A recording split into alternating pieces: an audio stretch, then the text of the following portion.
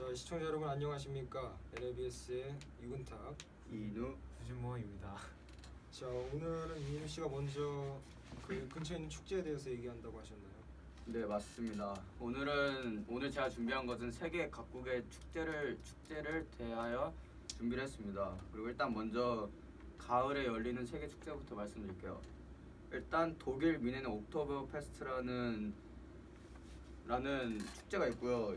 이 축제는 일단 맥주 축제고요. 일단 매년 9월 말부터 10월 초까지 열리는 민속 축제이자 맥주 축제고요. 이 기간 동안 소비되는 맥주만 700만 잔 정도라고 합니다. 10여만 병이요? 잔이요. 잔이 아이고. 예. 네, 그리고 이게 바이에른 왕실의 결혼을 기념한 축제에서부터 기원을 했다고 합니다. 예. 자, 그럼 질문 드릴게요. 그 뮌헨 옥토버 페스트 보면은 저번에 뉴스를 보니까 이제 아무래도 독일 쪽이랑 프랑스 쪽이랑은 테러의 위협이 많기 때문에 네, 이번에는 경비가 일단 삼엄한 경비 속에 이 축제가 진행됐고요. 예. 들어가기 전에 소지품 검사를 하였으며 네. 또 축제 안에는 가방 같은 거를 못 들고 들어갔다고 합니다. 예. 알겠습니다. 그리고 다음은 멕시코 세르반티노 축제라는 축제고요. 이건 매년 10월 열리는 종합예술축제이며 연극과 클래식, 음악, 춤, 전시회, 세미나, 무용 등 예술 문화를 총망라하는 행사입니다. 이 행사는 과나후아토 대학의 학생들이 중심이 되어 단막극을 도시 광장에서 한 것이 유래되었고요. 네, 맞습니다. 네. 예. 다른 거는 그리고 이제 철은 이미 행사 기간은 지났지만 세계에서 유명한 축제들을 이제 말씀드릴 건데요. 예. 또 유럽의 유명한 축제하면 또 스페인 토마토 축제가 아니겠습니까? 예. 이건 매년 8월 마지막 주 수요일에 분열해서 개최되며 잘 익은 토마토를 서로에게 던지며 즐기는 축제. 이거 다 아시죠? 예, 이거 다 워낙 유명하니까. 그 이외에도 음악, 춤, 거리 행진 등 볼거리가 굉장히 풍부하다고 합니다. 그 유래가 아마 그걸 거예요. 그 정치인이 있었는데 그 시민들이 그 토마토 농사 짓던 시민들이 정치인이 뭘 잘못을 했어요. 잘못해갖고 화가 나갖고 토마토를 던지기 시작했는데 그게 이제 축제가 됐다는 게 유래인 것 같고. 그럼 네, 우리나라 맞습니다. 토마토가 폭락에 화난 농부들이 토마토를 던지며 시위하던 것에서 유래가 됐다고 합니다. 그리고 이 스페인 토마토에서 한창 토마토를 던지고 마지막에는 소방차가 지나가면서 물을 뿌려준다고 합니다. 부상자는 네. 많이 없습니까? 네, 부상자는 없고요. 또 이탈리아에도 비슷한 오렌지 축제라는 게 있는데 거기는 부상자 잘 모르겠는데 일단 맞으면 아프다고 합니다. 다 던지는 거네요. 네, 다 던지는 거예요. 예. 그리고 이제 가까운 나라로 보면 일본 삿포로 눈 축제가 있죠. 예. 이거는 2월 초부터 일주일간 엄청난 양의 눈이 동원되며 얼음 조각 등 볼거리가 풍부하고요. 눈 조각 경연대회, 눈의 왕 선발대회, 스케이트장 같은 이벤트가 준비되어 있다고 합니다.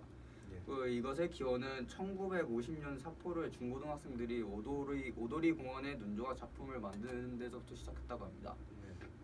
삿포로 축제하면 사실 낭만이 되게 많죠. 왜냐면 저도 가고 싶은 축제 중 하나기도 하고 가면 이제 그 뭐라 하죠? 그 이글루 안에서 뭘 마실 수 있다던데 그런 것도 있고 컵이랑 의자랑 이런 거 다 얼음으로 돼 있고. 네 맞습니다.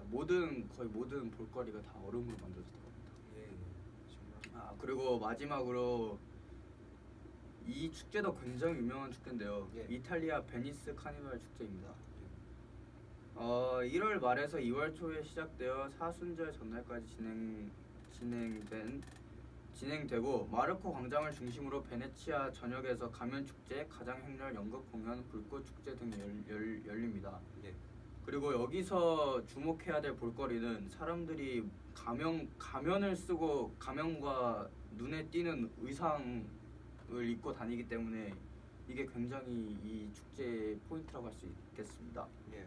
그리고 마지막으로 이 축제의 기원은 베네치아인들이 아킬레이아 대주교에 대한 승리를 기뻐하며 산 마르코 광장에 모여 춤을 추며 축제를 벌인 것에서 기원했다고 합니다. 네. 그럼 끝난 건가요? 뭐가요? 그 이는 씨 끝난 거. 네. 예. 질문 없습니까?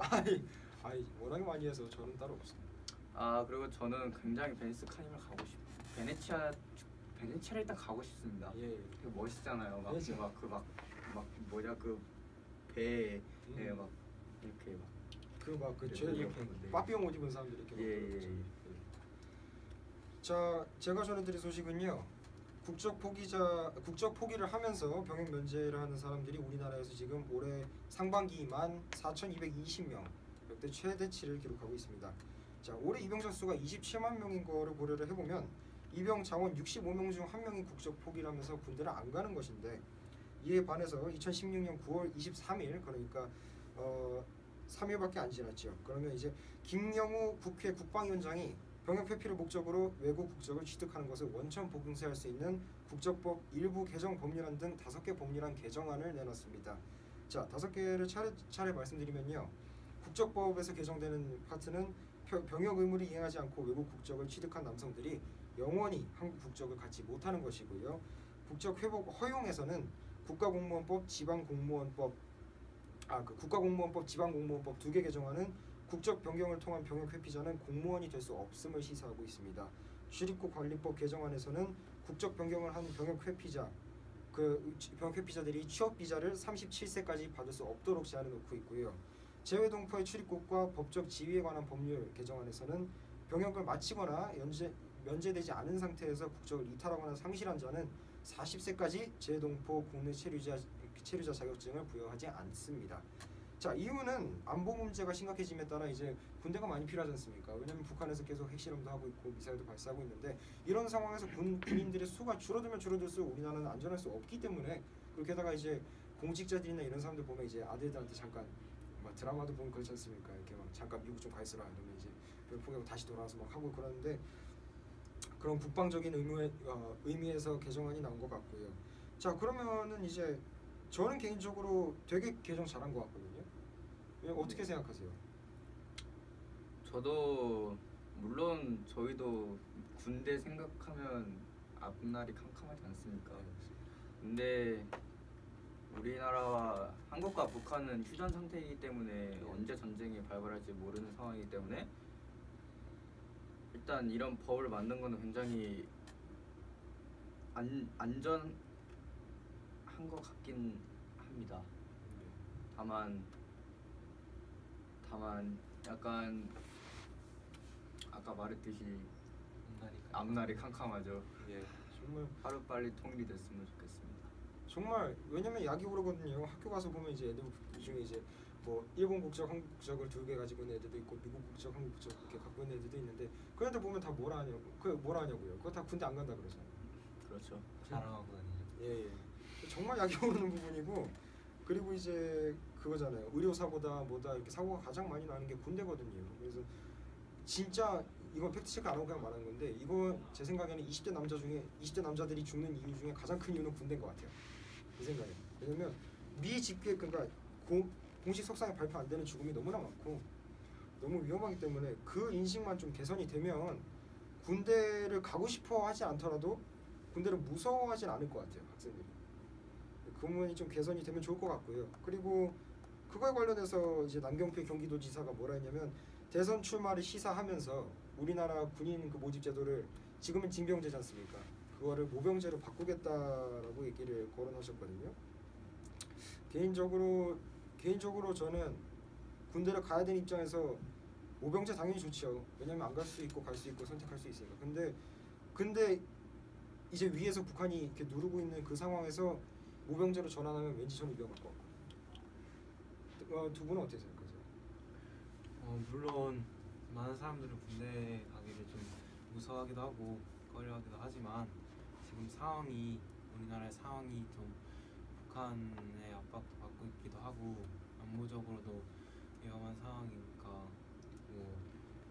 군대를 꼭 가야 되는 건 솔직히 안보 쪽에서 보면 가장 모두 가는 게 좋은 선택이라고 생각하는데, 물론 저희 나라의 군대가 지금 좀 위험하기도 하고 막 아까 말했듯이, 그래서 사람들이 좀 그거에 대해서 걱정이 많은 게 사실인 것 같습니다. 저도 우리 유근탁 씨의 생각과 비슷하고요. 더 설명할 거는 없습니다. 예, 알겠습니다. 자 그러면 마지막 뉴스로 넘어가겠습니다. 제가 소개해드릴 소식은요. 북한의 대륙간 탄도미사일 소식입니다. 예. 9월 20일에 북한이 성공했다고 발표한 신형 위성 운반 로켓용 엔진 연소 시험은 무게 1톤이 넘는 핵탄두를 싣고 워싱턴을 포함한 미국 전역을 타격할 수 있는 대륙간 탄도미사일 개발 성공과 직결되는 것입니다.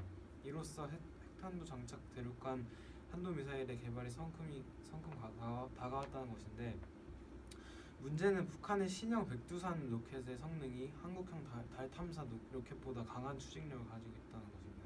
지금 저희가 가진 달 탐사 로켓이 저희가 가지고 있는 엔진 출력 중에 최고인 걸로 아는데, 북한의 신형 백두산 로켓이 클러스팅 기술을 이용해가지고 이 출력을 뛰어넘는 것이죠. 이로써 우리는 북한이 더 이상 우리나라보다 뒤떨어진 기술력을 가지고 있다고 확정 지을 수만은 없습니다.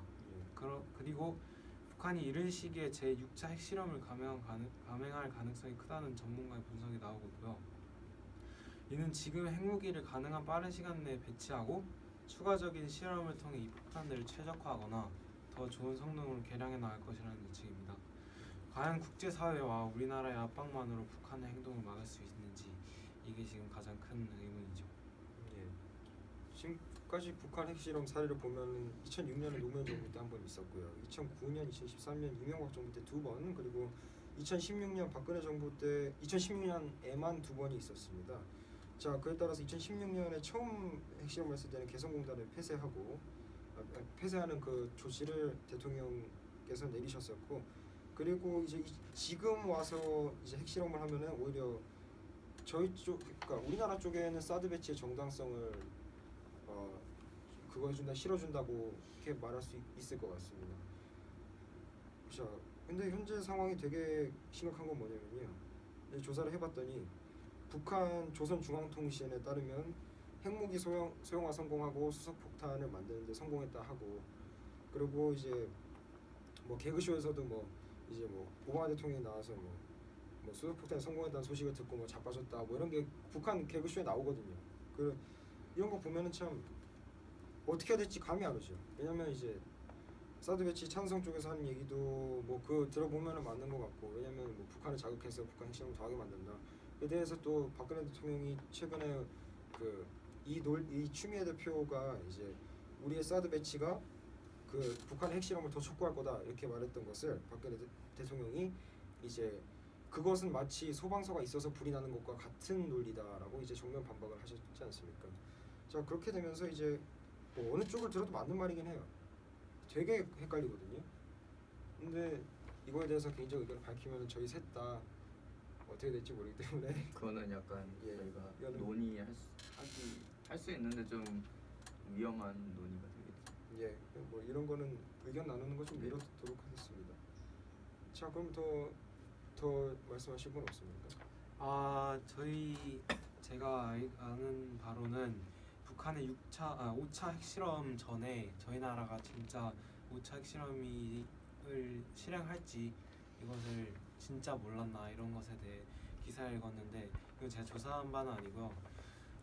외국에서는 우리나라에 지금 있는 일들과 정세, 그리고 뭐 사드 배치 논란 이런 것 때문에 충분히 북한이 5차 핵실험을 실행할 가능성이 높다고 말했으나, 예. 저희 나라는 다시 한번 이것에 귀담아 듣지 않고 또 다시 저희 대통령이 외국에 있을 때 5차 핵실험이라는 것에 또 한번 놀라게 되었죠.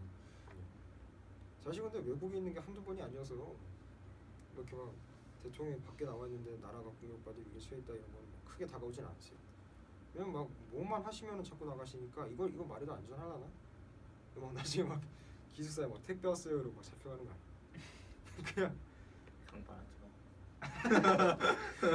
이러면 안전이 최우선이. 네, 안전이 최우선이죠. 뭐 이런 걸로 잡아가면은 뭐 사람 사는 사회겠습니까? 자, 그러면요, 이 정도로 정리할까요? 네. 예, 뭐 저희 지금 세계 각국에서 축제가 열리고 있고 또 뭐 분위기도 뭐 한창 달아오르고 있는 것 같은데, 또 이제 우리 바로 위에는 북한이 핵무기를 개발하면서 우리를 호시탐탐 노리고 있습니다. 자, 그렇기 때문에 자, 북한과 함께 어떻게 하면 비핵화를 이룰 수 있나, 또 아니면 또 비핵화를 이룰 수 없다면 어떻게 합리적인 방법으로 같이 나아갈 수 있을까, 국제 무대에서 나아갈 수 있을까 꼭 생각해야 될 것 같고요. 예, 오늘은 안보 문제에 대해서 조금 신경 쓰면서 오늘 뉴스 마치겠습니다. 저희 NLBS는 끊임없이 노력하겠습니다. 감사합니다.